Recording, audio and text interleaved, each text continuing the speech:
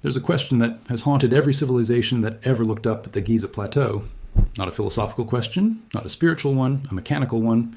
How did human beings, using nothing but copper tools and rope, stack 3 million stone blocks, some weighing 80 tons, to a tolerance of 1/50th of an inch, align a structure to true north with greater accuracy than the Paris Observatory, and encode the speed of light into its geographic coordinates 4,500 years before the speed of light was even measured? Nobody answered that until an AI did. There are mysteries that archaeology buries, not because the answers don't exist, but because the answers are inconvenient. The Great Pyramid of Giza has been called a tomb, a monument, a religious structure, a national achievement. Every generation of historians has attached a comfortable label to it and moved on. But here is what no historian wants to say out loud. The more data we collect about this structure, the less the official story makes sense. Think about that for a moment. We are living in the most data-rich era in human history. We have new entomography, ground-penetrating radar, cosmic ray imaging, satellite mapping, thermal scanning, and now artificial intelligence capable of processing millions of data points simultaneously without ego, without institutional loyalty, and without the need to protect a career or reputation. And when all of that technology was finally aimed at the Great Pyramid, the results did not confirm the mainstream narrative. They shattered it. When users began feeding Grok XAI's advanced artificial intelligence system the full body of archaeological, astronomical, mathematical, and geological data surrounding the Giza pyramids, something unexpected happened. Not the kind of unexpected that generates a footnote in an academic paper. The kind of unexpected that generates a debate no one in mainstream circles wants to have publicly. The AI began flagging anomalies. Not one or two curiosities, but systematic, layered, mathematically precise anomalies that pointed not toward a primitive civilization doing its best, but toward a level of technical knowledge that should not have existed in 2560 BC.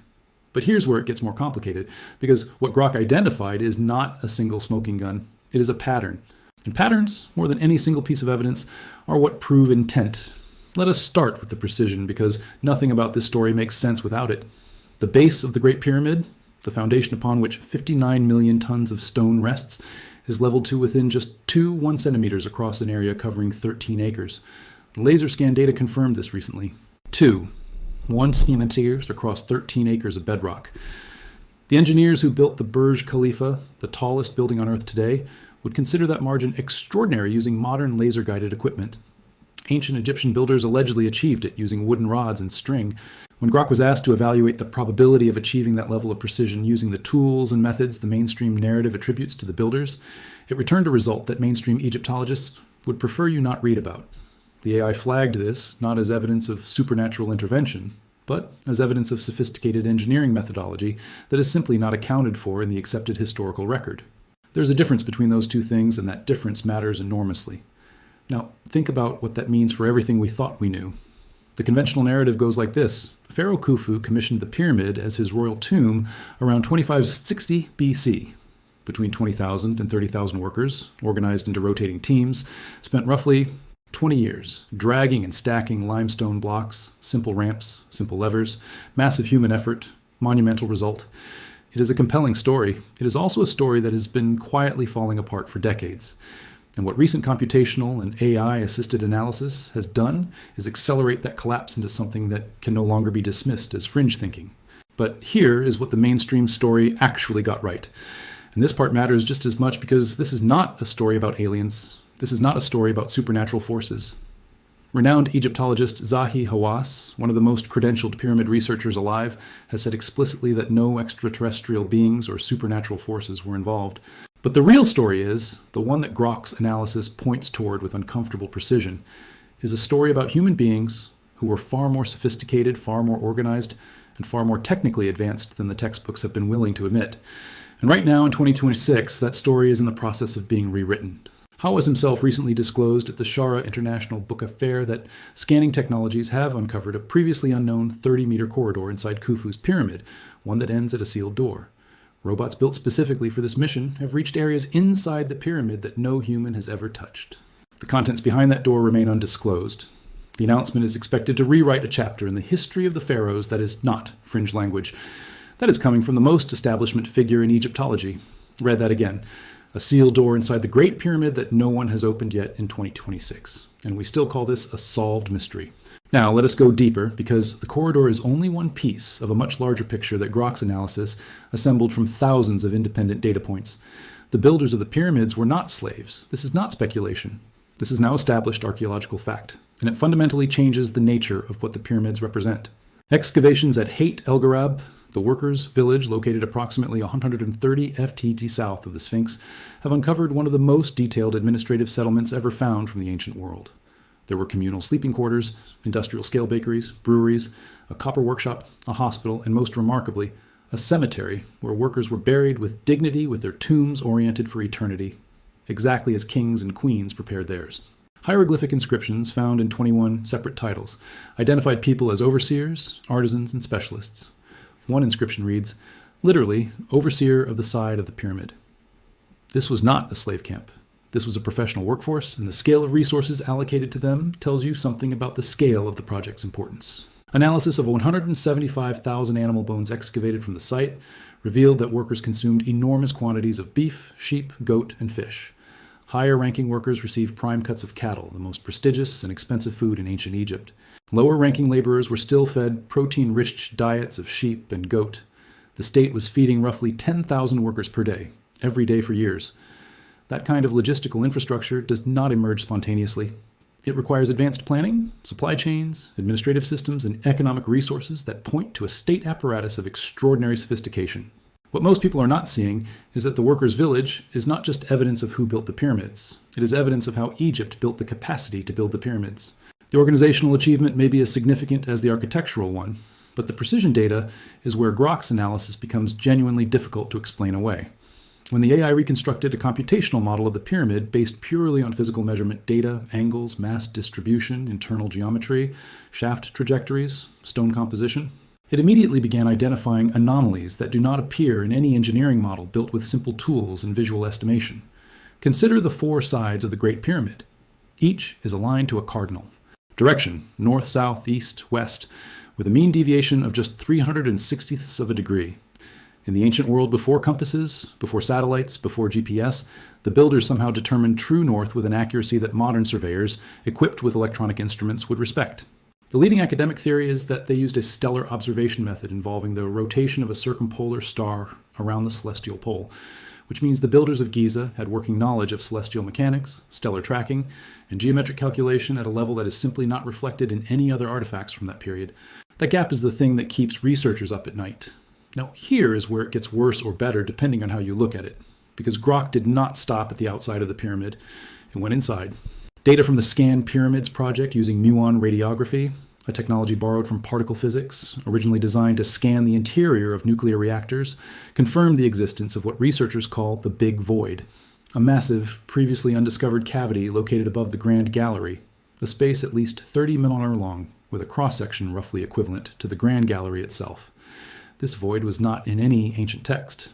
It was not on any historical map of the pyramid's interior. It sat hidden inside one of the most studied structures on Earth for 4,500 years, and it took cosmic ray detectors and AI-assisted data analysis to find it in 2023. When Grok analyzed the position, dimensions, and geometry of this void, its conclusion challenged the simplest assumption that it might be a hidden treasure chamber. The structural analysis suggested something different. The void's shape, its location above the load-bearing junction of the Grand Gallery, and its proportional relationship to the rest of the interior architecture matched more closely with what modern engineers recognize as a load-relieving structure, a technique used in modern dam construction and structural engineering to distribute weight and manage compression forces. In other words, the pyramid may contain a sophisticated structural engineering solution hidden inside it that we only learned to replicate in the 20th century. Think about what that means. Now, let us talk about the stone, because the material choices of the pyramid's builders were not random, and when Grok analyzed them against modern material science, the pattern that emerged is one of the most quietly remarkable findings in recent pyramid research. The main body of the pyramid was constructed from nummulic limestone, a dense, tightly packed stone filled with fossilized marine shells, essentially an ancient seabed compressed into rock over millions of years. Modern materials analysis shows that this type of limestone carries subtle electromagnetic conductive properties. It is not an inert building material in the way that a concrete block is inert. Deeper inside the structure, the builders switched their material entirely. The internal chambers and passageways, including the King's Chamber, were constructed from granite imported from Aswan, nearly 600 miles to the south. Granite is not merely durable. Granite is saturated with quartz crystals, and quartz, as any modern engineer knows, is piezoelectric, meaning it generates an electrical charge when mechanical pressure is applied to it. The immense millions of tons weight of the pyramid pressing down on granite-lined chambers creates near-perfect conditions for piezoelectric effects to emerge. Now, the orthodox position is that the builders simply chose granite because it was strong and symbolically powerful. Grok's analysis flagged an alternative interpretation. The material selection at Giza, conductive limestone on the outside, piezoelectric granite on the inside, the whole structure oriented towards specific celestial bodies through precision-cut shafts forms a pattern that looks less like aesthetic choice and more like deliberate engineering specification. And this is where everything changes, because the shafts are the part of this story that most documentaries skip over too quickly. The Great Pyramid contains 4 internal shafts, 2 from the king's chamber, 2 from the queen's chamber that slice diagonally through dozens of layers of stone with millimeter-level precision. For decades, Egyptologists described them as symbolic passages meant to channel the pharaoh's soul towards specific stars. But Grok's analysis, looking at the engineering challenge involved, drew a different conclusion. The precision required to cut those shafts, maintaining exact angular trajectories through dozens of independent stone layers in darkness without laser guides, far exceeds what a symbolic gesture would demand. You do not need that level of precision to point toward a star for religious purposes. You need that level of precision if the function of the shaft depends on exact alignment in a way that tolerates no margin of error. The southern shaft of the king's chamber points directly at the belt of Orion, Alnitik, Alnolim, Mentaka, at the epoch of 2500 BC with extraordinary accuracy. The northern shaft aligns with Alpha Draconis, the pole star of that era, also with precision that goes beyond coincidence. The AI analysis concluded that these were not decorative features. They were mandatory technical specifications embedded into the structure from the moment of conception. According to multiple research teams whose findings were fed into the analysis, the disposition of the 3 main Giza pyramids on the plateau and their angular orientation relative to one another mirrors the arrangement of the 3 stars of Orion's belt in the sky at that specific epoch. The axis along which all 3 pyramids align points toward the ancient solar temple of Heliopolis, with a deviation of less than 2% across a distance of 637 meters between the outer pyramids. These are not numbers that arise from random arrangement. They require planning at a scale and sophistication that implies years, perhaps decades, of preliminary astronomical observation and mathematical calculation before a single stone was placed. And now, recent research published in 2026 in MPJ Heritage Science adds yet another layer. A new computational study using a 3D framework modeled how the pyramid could have been constructed using an adaptive multi-ramp system, one that adjusted as the structure rose and the workspace narrowed. The model produced a median on-site construction duration of approximately 13 years with a workforce of around 10,000. The evidence from the Hatnub quarry supports this. Ancient Egyptians cut ramps directly into bedrock with post holes engineered to distribute load. Not primitive muscle power alone, but applied mechanical physics. At the Sinki Pyramid, 4 simultaneous perpendicular ramps, one per face, have been archaeologically confirmed, showing that multi-directional, multi-system construction was standard Old Kingdom engineering practice, not speculation. But here's the detail that researchers discovered that truly reframes the logistics. A vanished branch of the Nile River. Scientists studying sediment cores extracted from beneath the Giza Plateau confirmed the existence of what has been called the Khufu branch. An ancient navigable Nile channel that once ran within hundreds of meters of the pyramid site, not a trickle. A wide, deep waterway fully capable of carrying massive stone-laden barges from quarries that would otherwise have required the impossible, moving 70-ton granite blocks across open desert for hundreds of miles. Ancient murals independently depict workers loading stone blocks onto boats and guiding them across water.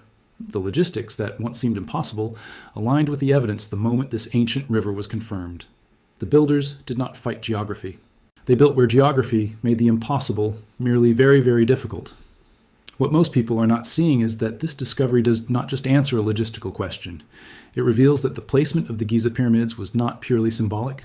The site was selected because it was the intersection of geography, geology, and celestial alignment, a convergence that required precisely this location and no other. Now, let us talk about what the pyramid is not, because Grok's analysis also took direct aim at the most fundamental assumption of all, that the Great Pyramid was a tomb. This is the cornerstone of the mainstream narrative. Everything else has been built on it. And when the AI evaluated the evidence for and against that claim, the conclusion was stark. No mummified pharaoh has ever been found inside the Great Pyramid of Giza.